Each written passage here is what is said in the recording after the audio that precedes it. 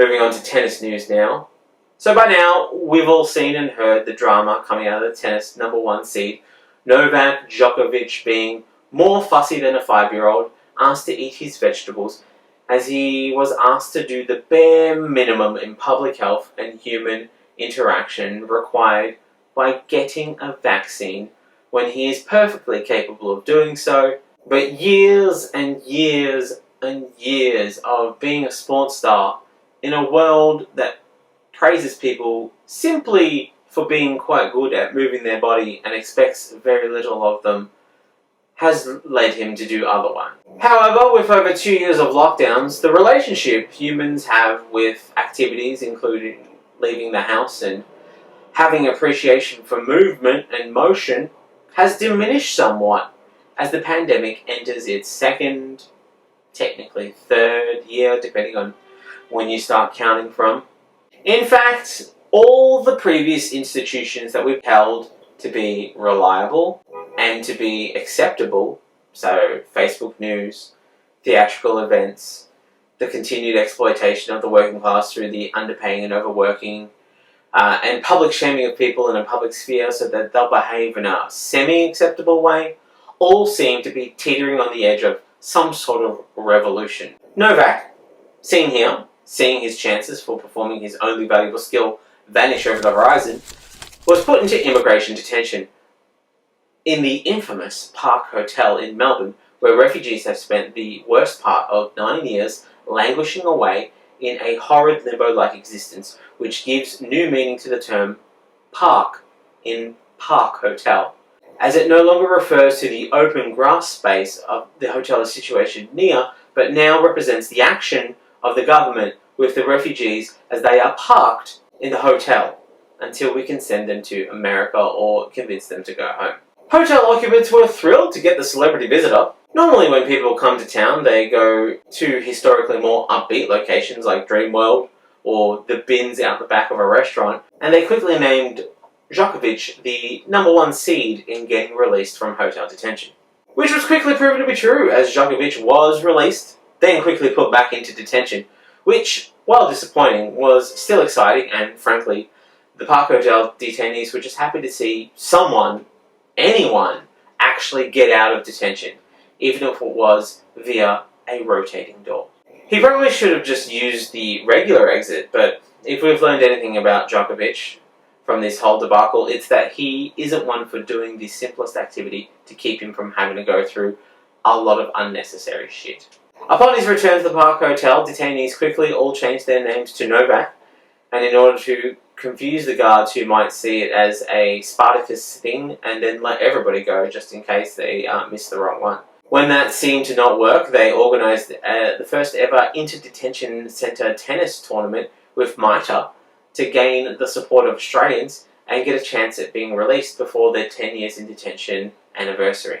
Though the government will be forced to give them all 10 years long service leave and a plaque to hang in their rooms to mark the occasion if they don't get let out. The story has caused quite a stir, with even 7 News reporters Rebecca Madden and Mike Amor having footage of them telling it like it is, quite frankly. Whatever way you look at it, Novak Djokovic is a lying, sneaky He's an asshole. He's an asshole. Putting many Australians, myself included, in the uncomfortable position of agreeing with 7 News. Though I am starting to suspect the whole thing was a setup, as 7 News has been beating 9 News in the ratings ever since the footage leaked. Which must be a welcome bump, since they wrongly accused the man in the Cleo Smith abduction case and their ratings started to drop. And even Koshi is concerned about what might get out, which means Koshi has been talking some shit. I want you to spill the tea, Koshi. Give us the information that we want. I imagine Koshi and the cash cow are spilling the milk every morning during the ad breaks. This is what we're here for, because we are messy. Put Koshi and the cash cow spilling the milk as the main show. Do it, 7, you cowards. Novak was initially given the all-clear to leave immigration detention on January 10th after the Federal Circuit Court overruled a decision to terminate his visa. But Immigration Minister and man who would not hesitate to deport you from the Titanic door after the boat sinks, Alex Hawke, used his personal powers to cancel Djokovic's visa for the second time, in the most official case of no takesies backsies in the history of Australia since Terra Nullius. The Immigration and Home Affairs ministers who administer the Migration Act apparently share 47 personal powers which allow the ministers to cancel visas on character grounds, order the release of those in immigration detention, vary processes, and substitute a more favourable decision than the one handed down at a tribunal, such as the Administrative Appeals Tribunal.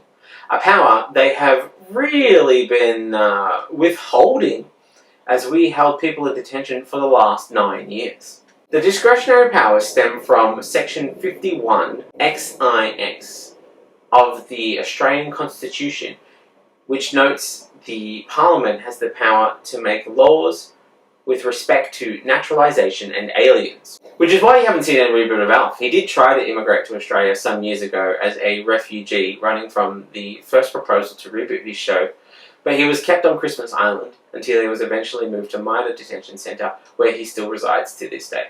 Hawke used the powers granted to him under Section 133C of the Migration Act to cancel Djokovic's visa.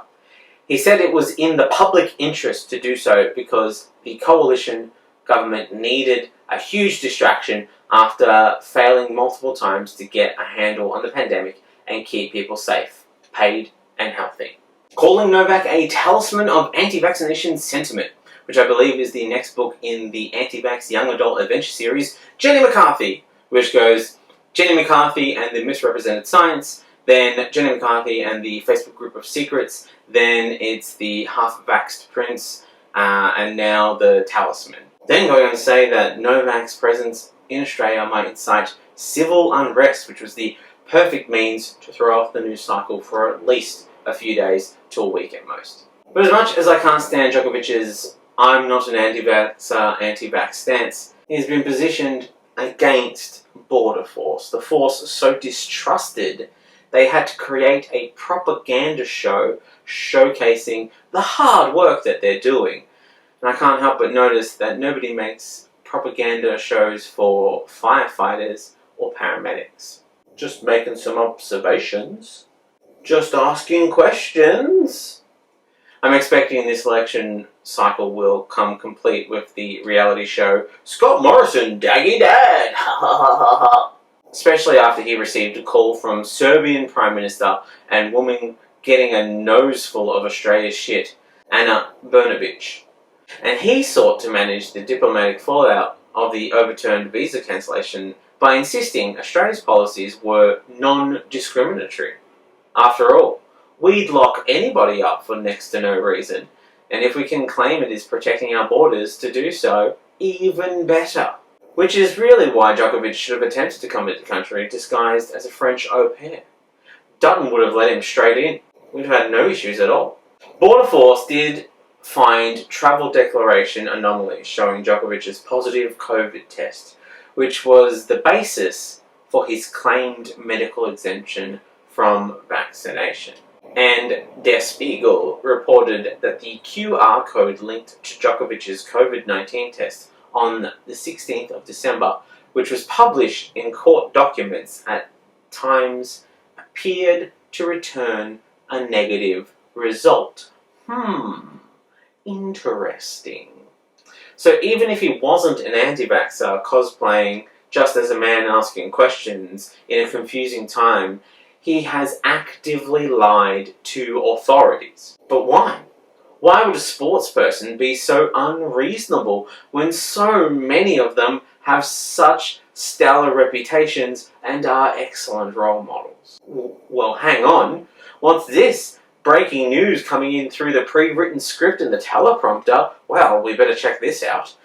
Djokovic has an 80% stake in Danish biotech firm Quant Biores, which is developing a COVID drug. He got that way back in June 2020, a full month before it started developing the deactivation mechanism for COVID-19. It may be a coincidence that one of the world's most prominent anti-vax voices is set to make a ton of money should there be a surge in people needing an alternative to the vaccine. But who am I to peddle loosely associated pieces of information? I'm just asking questions. Can't guarantee anything, but maybe if after attending hotel detention he had come out the other side and spoken on the horrid conditions of the hotel, but also advocated for the release of the refugee detainees, people might have taken your side, Djokovic. Although, even if you had, Morrison would just have doubled down on his approach to refugees, like he did when asked by 2GB presenter and man setting the bar for your butt plug journey, Final Destination, Ben Fordham, how it was acceptable that refugees in the same hotel as Djokovic had been detained for almost 9 years, with taxpayers spending millions of dollars to keep them in limbo. Morrison, in a classic marketing move, has claimed detainees in the Park Hotel are, in fact, not refugees, saying they have sought asylum and been found not to be refugees, and have chosen to not return. And that happens in this country. People aren't found to be refugees, and they won't return. So now they need to be rebranded. They aren't refugees. Well, what are they? Well, they will now be classified as consciously uncountryed persons. As they consciously choose to uncountry, they will need to stay in detention until they decide to re-country with the country that they came from. Simple. But Djokovic isn't taking this lying down. Unlike taking preventative measures to protect his health, he is doing something about his treatment.